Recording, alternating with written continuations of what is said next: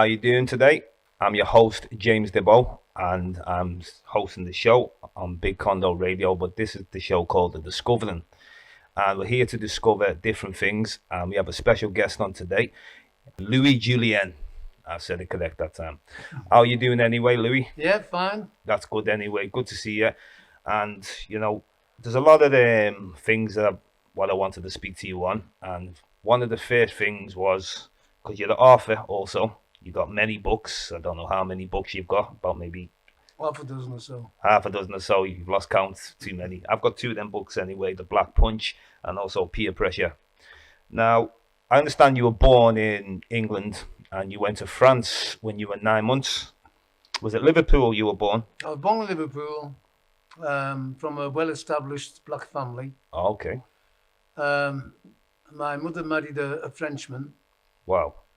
and he didn't like England very much. So Okay. Yeah. we all went to live in Paris in Wow. the late 40s. The late 40s.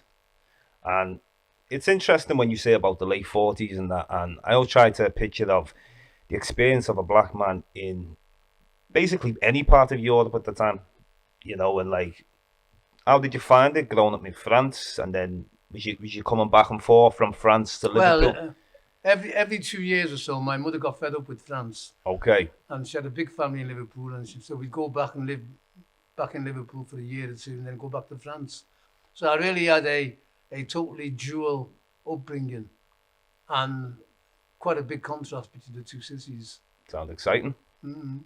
Yeah, it was. I didn't realize at the time because you take it for granted. Yeah. But looking Yeah. back, Looking yeah. back. Interesting though. And do you speak French? So imagine you must have spoke a bit of French. It'd be difficult not to. Yeah. So you can speak different languages.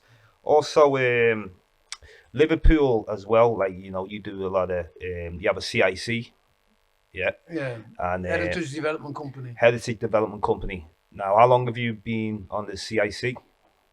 We started about 6 years ago. About 6 years ago. Actually, we started it at Dirty Korea a week, Okay. and we wanted to sort of carry a legacy on. Yeah. So we started this CIC, and which is essentially about researching Black Liverpool. Okay. So, The origins. well, we concentrate on certain aspects. Okay. So we did one on black music, Right. in an exhibition that we held at the Central Library.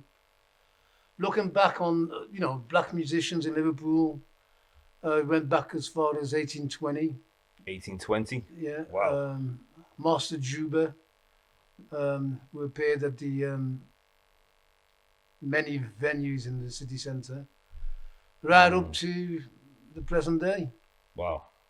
Well, not so much the present day, up to the 20. Do you still have any? Do you have like pictures and stuff? Of, Oh, like, yeah. Oh, you've got all the images and Oh yeah. amazing. I'd like to see some of them. Hmm. Also as well, you do about Black history in Liverpool. Now, is it your great grandmother came from the Caribbean to Well, Liverpool? she came from the Bahamas, Bahamas, that's what it was. but she wasn't from the Bahamas. Nobody lived in the Bahamas. Only a little island, with uninhabited.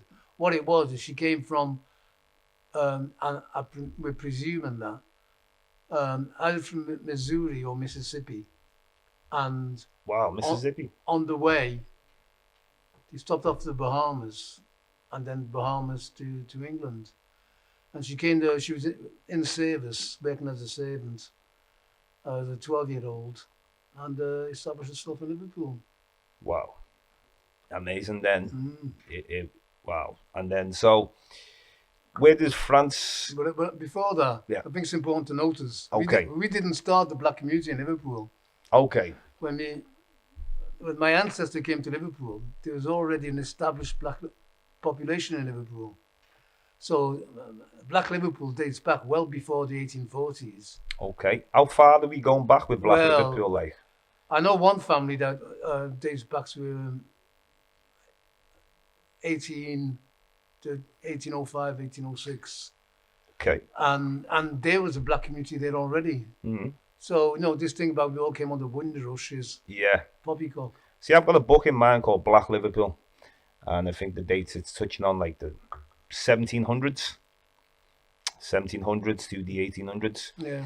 Now, if you deal with a black presence in Liverpool, like what's the oldest black presence in Liverpool that you... No, nobody knows because it wasn't documented. Okay, okay. So when you deal with the 1800s, are you dealing with a continuous migration of black people coming into Liverpool? Yeah, but it's that's how the black community rejuvenated itself. Yeah, Because people came from West Africa, from the Caribbean, yeah, um, and replenished it. Otherwise, we'd have been, you know, very inbred if we just sort of yeah. living among ourselves. So that was good for us as a community. Okay. So we, when I'm not sure the exact area obviously you grew up in that, but I'm sure you grew up, Toxic very well. And how would you look at like Toxic going back like 40 years ago? Like Well, that was the did time of the uprisings, wasn't it, 40 years ago? uprisings 81. 81. Yeah.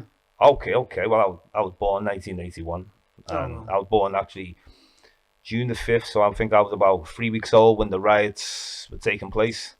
I call them uprisings because Uprisings. it wasn't a riot. It wasn't. Riot implies mindless violence.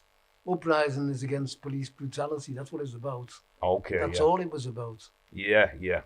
A lot of racism Yeah, back then. of course. You know, racism different like in this day and age how they use it. Political correctness, and it's. But I like to talk on like the importance of African history, Black history, but not just where we have to talk about the negative things like we were only slaves and there was nothing else. I'm sure you're totally aware of Black excellence before slavery. Of course, like I said, You know, our history didn't begin or end with the slavery. that's it. We've got a very rich history of Africans That's right. dating back. When Europe was in the Middle Ages, we had sophisticated societies. Exactly. That's it. You hear about the Moors going into Spain, built the first university. For these and. But not to like go into too much of it, but it's just the importance that I want to highlight to everybody about that. Can't just deal with negativity. We've got to have some positivity. That's right. We go back to our roots. We are people of nature. We understood that. We were natural people, and I feel like just speaking to the two vegans before, and he made me like think about the history. One of whom is my grandson. One of them, Abraham Ojaba, is your grandson. Mhm. So it maybe gets intelligence off. Oh, you. yes, of course. Yeah. Okay, okay. Genes will out. That's it, and hopefully have them back on again soon. Yeah, but it's interesting though, like about going back and forth to France though, because like, I mean, like, your experience. Did you suffer any racism in France? Of course. Oh, of course. Well, I Of mean, course. like just going to school from when you were going to school. Well, if I can just give you a little anecdote, it should be in my novel, Yeah. Padam Blues. I was 5 years old, and in the schoolyard, and I didn't know anybody. I was the only black kid in the school. What? This was like preschool, not preschool, but like Juniors or something. well, even Called that. before juniors. But anyway, but I recognised this guy from when I'd last been to Paris, because he had floppy ears, and I thought, oh, and then he walks towards me with a few guys, and I thought, oh, he must have recognised me as well. Okay. And he comes up to me and butts me, Wow. and I was so taken aback, I didn't react, and I thought, what strange, something. Anyway, the next day in the schoolyard, then he comes up again to me. This time I butt him first, and he split his nose open. Okay. And he went into to see the teachers, and the teachers were sort of tendering him. I'm sure he didn't tell them about that he'd butted me first the day before. But anyway, the whole school turned against me, calling me nigger, go back to your own country. And I felt as if, well, yeah, I'm English, so I'm not in my own country in that sense. Okay. Um, and then that went on for a few days to the point that I was scared. Not scared, because I was never that kind of kid, but I didn't want to go out to play because I knew that they would all turn on me. And Yeah. I mean, nobody, they were sort of, I'm back against the wall and they were also trying to get kicks at me and I'm blocking them. And so I wasn't injured or anything. My feelings were injured. And the other thing as well, I didn't tell anybody about the incident. I didn't want to tell my mother or my father because I'm not sure what their reactions would be. And then eventually it all died down and I got established in the school. But a complete contrast to Granby Street School that I'd just left. In Granby Street, it was a lot more multi-ethnic. There were a few black people there, people like myself who'd been there for generations, some newcomers. So racism wasn't really an issue at Granby Street School because there were so many of us. And besides, the cock of the school was a black guy. And you know what I mean by the cock of the school? Yeah, of course. The toughest guy, yeah. So that was like protection. So there was none of that. So when I came to Paris, it was a bit of a big contrast. But looking back now, going back to and fro, and I went on till I was 17. Every 2 years I'd go back. And I noticed a difference between England and France. For example, I was a big football fan. And I was about 12 or 13. The captain of the French team, Marius Trésor, was a black man. And there were black men in the French team. It would be another 20 years before the first black man appeared, Viv Anderson. You had black MPs. It'd be 30 years, 40 years before got black MPs in England. So France is more advanced in that way? Well, no, it's a different way that they approached their colonies. Yeah. England, when they went to the colonies, all they were interested in is extracting the goods. Yeah, resources. So they built a railroad or a road to the interior to bring all the stuff out. Okay. No question at all from the British about turning the natives British. Now, the French were totally different. Their approach was, we're going in there to turn these people into French people. Okay. So they developed the place, because as far as they were concerned, Africa, the Middle East, all the places that they colonized was an extension of France. Okay. So when these countries that they colonized, they elected black local MPs, and they served in the main parliament. Right.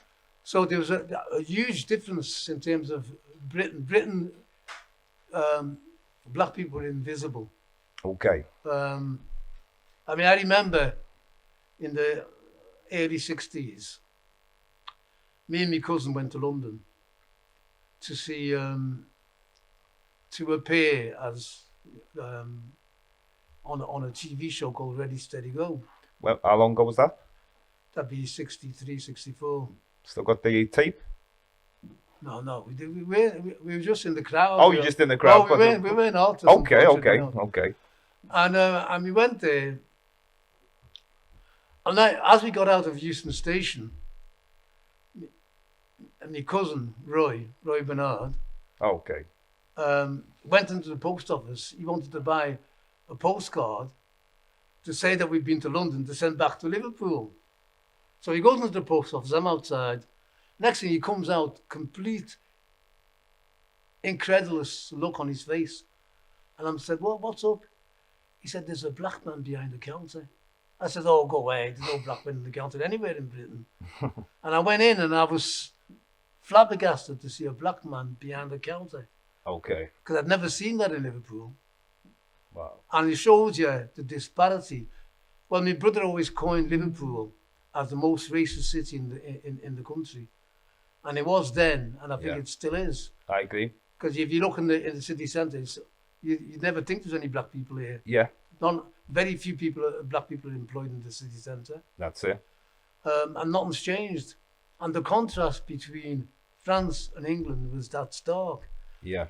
But moving forward, 40, 50 years later, France is a much more racist country now than England is. The rise of the far right, where you got Marine Le Pen Yeah. with the Front National, where she was a whisker away from being the president of France. Okay. Farage never got very far, Yeah. and that's the contrast between the two countries. Okay. But having said that, my heart belongs to both of them. I'm a famed francophone and an anglophone. Okay. So yeah, so that was my experience of, and I was quite privileged to see two countries during my formative years as I was growing up. Okay. And to see the contrast between the two. Well, it's good to see different places and stuff anyway, and also your books now. How long have you been an author? How long have you been writing books? Well, I've been writing all my life. I used to write love poems to my mother when I was 8 or 9. Okay. And somebody once said to me, Louis Julienne, that sounds like a writer's name. And it stuck. I said, right, a writer's what I'm going to be. So I've been a freelance writer now for about 30 years. Wow. But I say freelance, it meant that I'd never really made a living out of it. So Okay. it was my daytime jobs. I've mainly been in the voluntary sector. So you've all been creative then, seems. Yeah, but writing books from young. well, no, I wasn't writing books from young, but writing from young. Oh, you're writing poems. Poems. Yeah, and know, well, that's how it starts. Yeah. Poetry. And I've been a journalist for the last 40 years as well. Wow, didn't know Writing that. for a lot of black magazines, community and papers and Tell us a that little. sort of stuff. Yeah. Okay. But I do want to touch on my working experience. Yeah. I went to university at Liverpool. The first locally born black to go to Liverpool University. That was 1976. Amazing achievement. And the pressure I got there. All the security guards, I used to get stopped every 5 minutes. What are you doing here? I said, I'm a student. Show us your ID. And it was that kind of pressure. Because I was the only black guy there, there were a few postgrad overseas students from Africa and from the Caribbean. Yeah. But I was obviously a local lad, the way I dressed, the way I talked, the way I walked. And they picked on me every time. So I was a pioneer in that sense.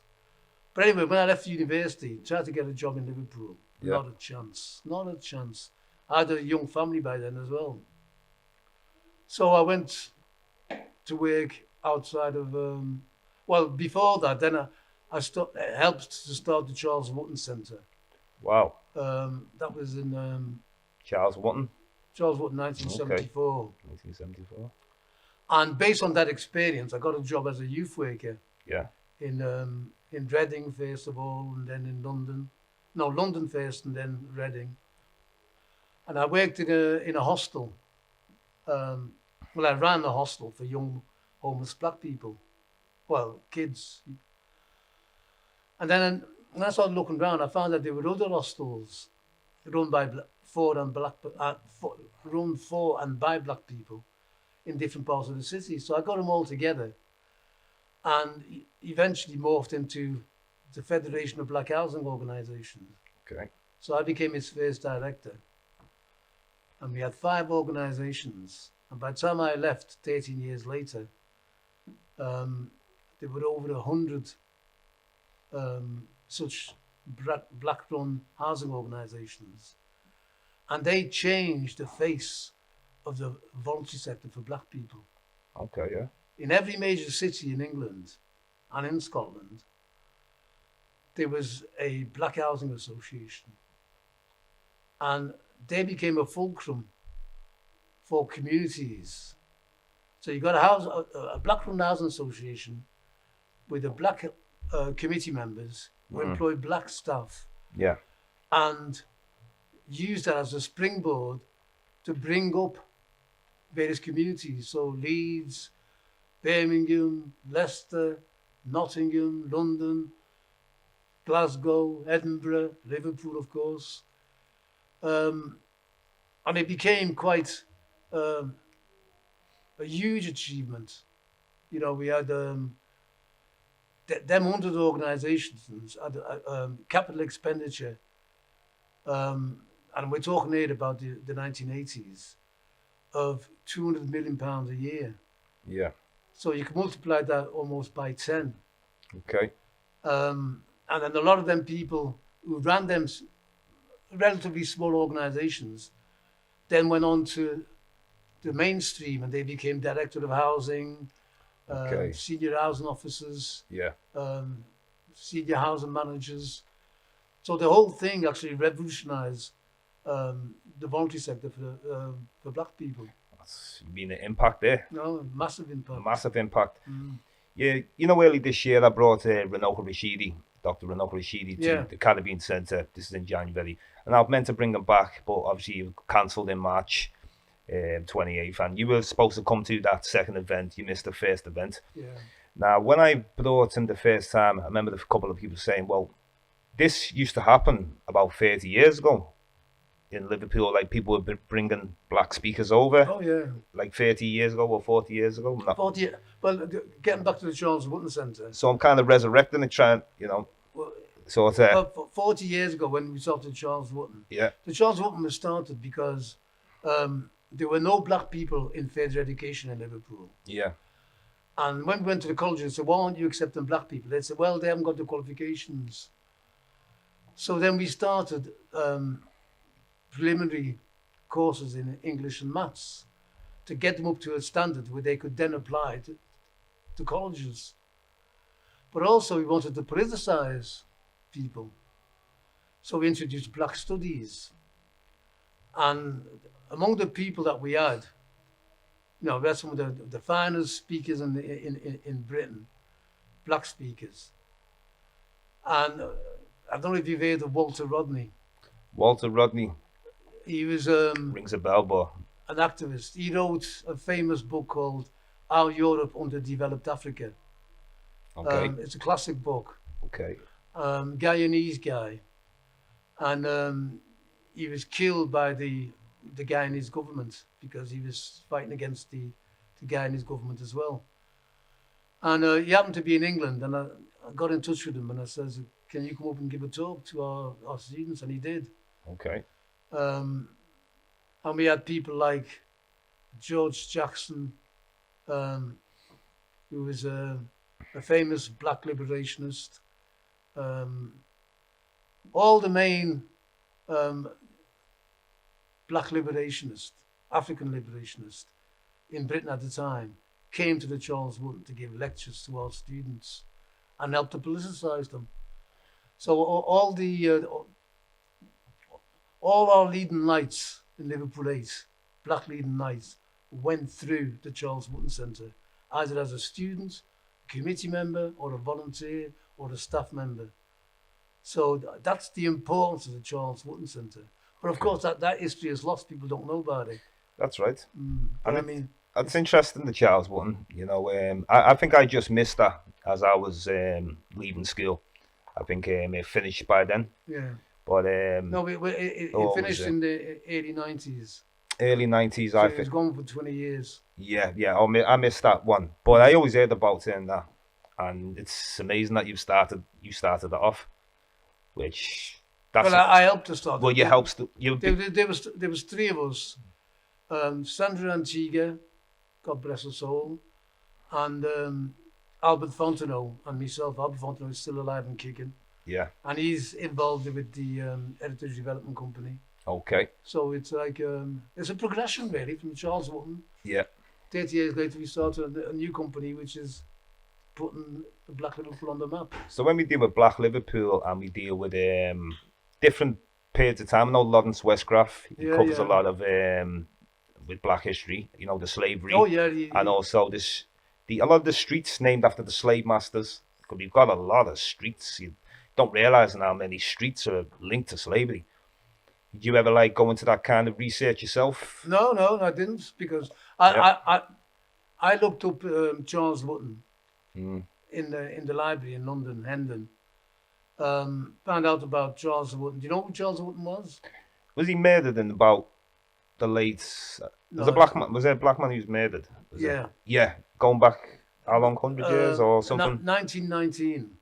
Close. Yeah, yeah. Um, Said 100 years. During the riots, Yeah. and riots is what it was because it was mobs of white men Yeah, attacking black people, yeah, and Charles Hutton was one of them. And they were trying to burn down the house that he lived in. He was a tenant in one of the houses, and he came out with an axe to defend his house, and that's why we used him as a symbol of resistance. Use his name to start the Charles Hutton Centre. that was a great idea to make some positivity out of it. That's right. That's excellent though, and I want to touch on some of the books. Peer pressure, Pure pressure. pure pressure. Yeah. What was the reason to call it that? Obviously, because of Pure pressure is exactly just what we it go says, through. because Just of the pressure that we've been living under since we've been here. okay.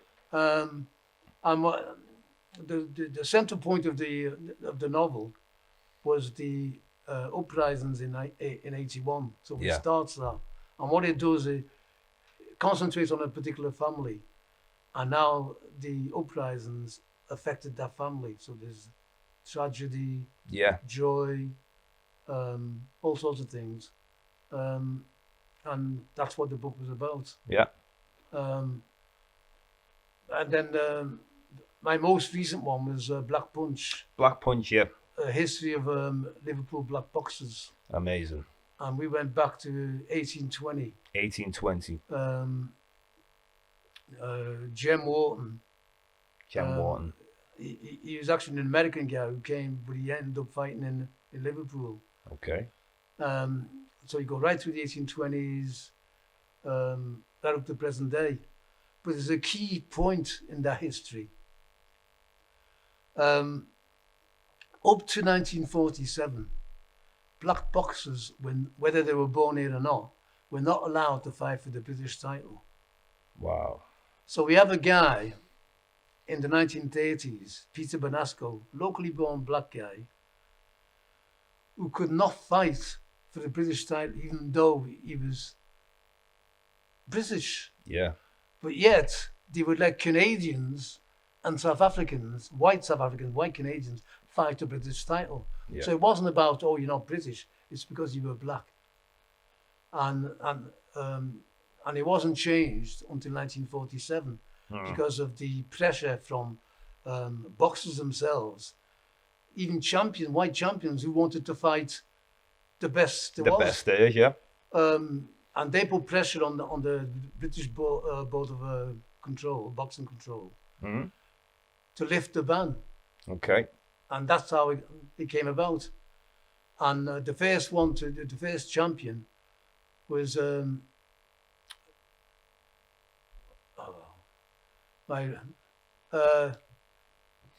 Rudolph. Anyway, the first one, first champion, and that was in the 50s. Yeah.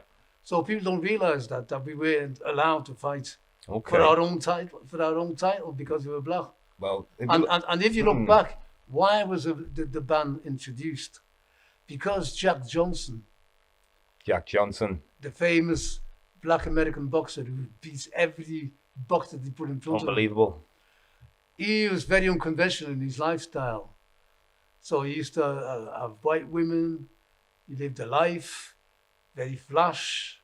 And they said, well, we don't want to be in that situation where a black boxer, champion of Britain, behaves like Jack Johnson. That was in 1907 and 1908 when the ban was actually first introduced. See, And it lasted for nearly Yeah. 50 years. well, it's been excellent today. We've spoke about a good few things today. Got a lot of things covered, and this is the discovering. And I'm happy to have Louis Julienne. Louis Julienne. Julienne. Okay, and this is the second talk that I've had on, and look forward to the rest of them. But Louis, though, I want to thank you very much, and it's all about discovering. So we've learned a lot about your journey, France, back and forth to Liverpool, and also you're an author. You've been writing. You've got many books. One last question. You've got your last book now is Padam Blues. Padam Blues is your latest book. I've only just started that one. You're writing it right now. Yeah. Okay. But any dates you might be released or no pressure? Yeah. I haven't finished the first chapter yet. Yeah. Okay. Well, we'll discuss that in a future date anyway. Oh yeah, I'm sure we will. Yeah. But thank you for coming on the show today. Well, I've enjoyed it, and thank you. It's a pleasure. Maybe I'll do it again sometime. Yeah. All right. Thank you very Nice much. one. Pleasure.